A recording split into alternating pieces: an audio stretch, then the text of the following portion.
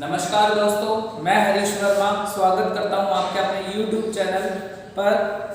आज का हमारा टॉपिक रहेगा, कल वाले टॉपिक को कंटिन्यू करेंगे, sum of first 1 terms of AP को, जिसमें हमारा एक्सरसाइज 5.3 का क्वेश्चन नंबर 2 से हम स्टार्ट करेंगे। क्वेश्चन नंबर 2 क्या है? Find the sum given below. हमें इस सम को फाइंड करना है।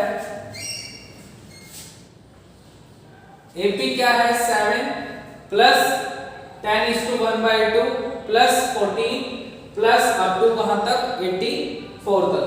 हमें इस एपी के सम को फाइंड करना है। तो यहां पर कंसीडर देखो, ए कितना है हमारा? 7, डी कितना आएगा? 10:1/2 माइनस 7, a2 माइनस a1 कितना आ गई? 10 to the 20 plus 1, 21/2 minus 7। LCM लेकर इसको सॉल्व करेंगे तो ये कितना आ जाएगा? 7/2।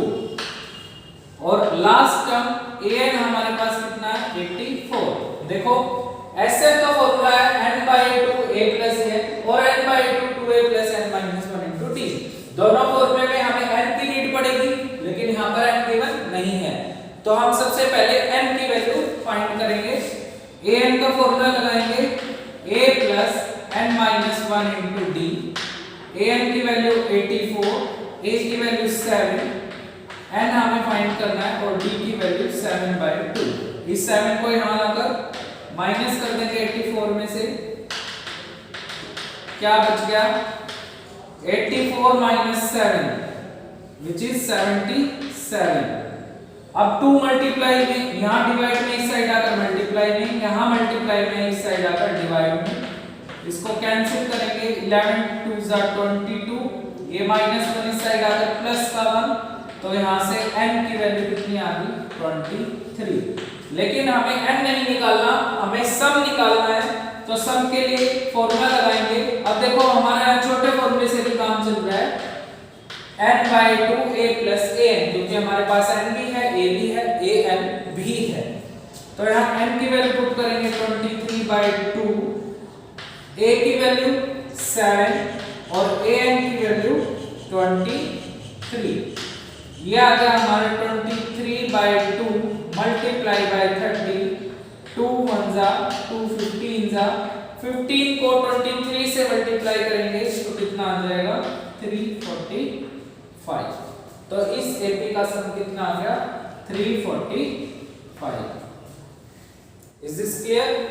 इसी तरह से हम नेक्स्ट पार्ट करेंगे। यहां पर a कितना गिवन है हमारे पास? -5। d क्या आ जाएगा? -8 माइनस -5। तो यहां से d की वैल्यू आ गई -8 प्लस 3, ये आ गया -8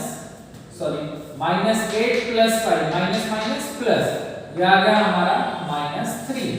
और an कितना गिवन है हमारे पास? -230। In the similar way, we first find the value of n। तो यहाँ पर an का फॉर्मूला लगाएंगे a plus n minus 1 into d। an की वैल्यू -230, a की -5 प्लस n minus 1 और d की वैल्यू -3। -230 माइनस माइनस प्लस 5, ये आ जाएगा n minus 1 into -3। ये आ गया हमारा -225 is equal to n minus 1 into -3। -3 को हम यहाँ मल्टीप्लाई में यहाँ लाकर डिवाइड करें, माइनस से माइनस कैंसिल, 3 1 जा 3 7 जा 3 5 जा 75 is equal to, यहाँ से n की वैल्यू आ गई 76।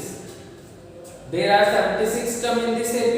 अब हम SN का फॉर्मूला लगाएंगे, short formula n/2 a plus an।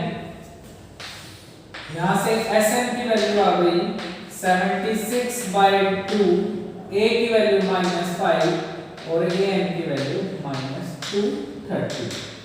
2 1 जा 2 3 जा 2 8 जा 38 मल्टीप्लाई -235।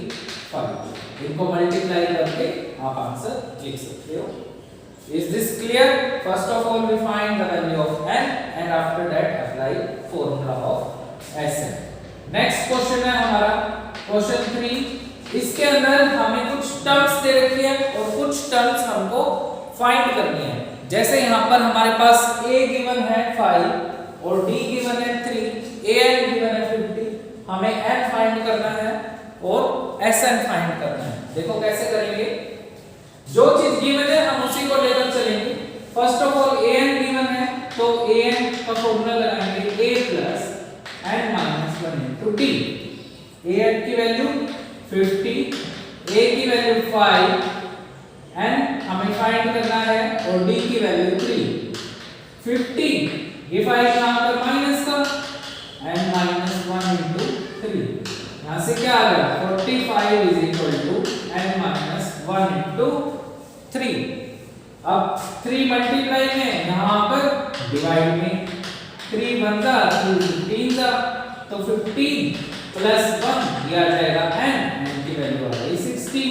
अब हम Sn निकालना है, Sn का फॉर्मूला लगा लेंगे n/2 a प्लस an, ये आ गया 16/2, a की वैल्यू 5 और an की वैल्यू 50। 2 8 16, ये हमारा कितना बन गया 8 मल्टीप्लाई 55, कितना आ गया, ये आ गया 440। Is this clear?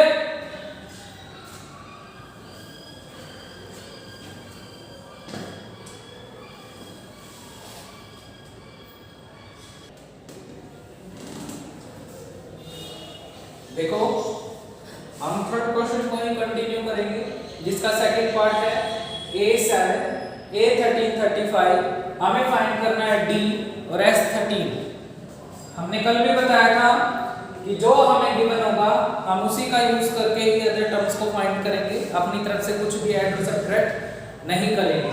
तो हमें क्या गिवन है A7 और A13 35। तो A13 गिवन है तो मैं A13 को लिख सकता हूँ A प्लस 12B